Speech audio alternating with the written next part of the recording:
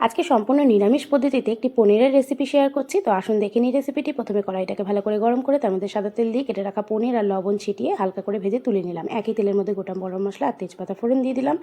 দিয়ে এর মধ্যে একটি বাটা মশলা দিলাম, যাতে রয়েছে আদা, কাঁচা লঙ্কা, টক দই, চার মগজ আর কাজু।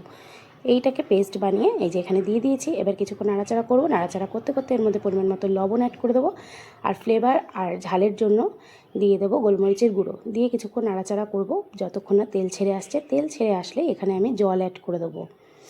বেশ এখানে 2.5 কাপ মতন আমি জল দিয়েছি। জল দেওয়ার পরে এবার এটাকে ফুটতে দেবো। বেশ সুন্দর করে ফুটে গেলে এর মধ্যে দিয়ে দেবো স্বাদ বাড়ানোর জন্য চিনি। অবশ্যই চিনিটা দেবেন, নাতে কিন্তু খেতে ভালো লাগবে না। দেখুন ফুটে যাবে, ফুটে গেলেই এখানে অ্যাড করে দেবো চিনি।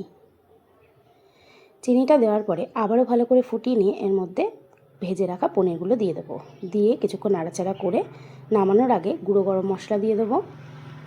দেখুন পনিরগুলো দিয়ে দিচ্ছি, দিয়ে এবার ফুটতে দিলাম। ঠিক নামানোর আগে গুঁড়ো গরম মশলা ছড়িয়ে দিলাম, আর দিয়ে দেবো ঘি। ঘি কিন্তু অবশ্যই দেবেন।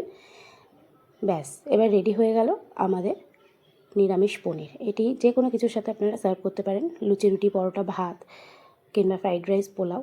রেসিপিটি ভালো লাগলে লাইক, কমেন্ট, শেয়ার করে দেবেন। ধন্যবাদ।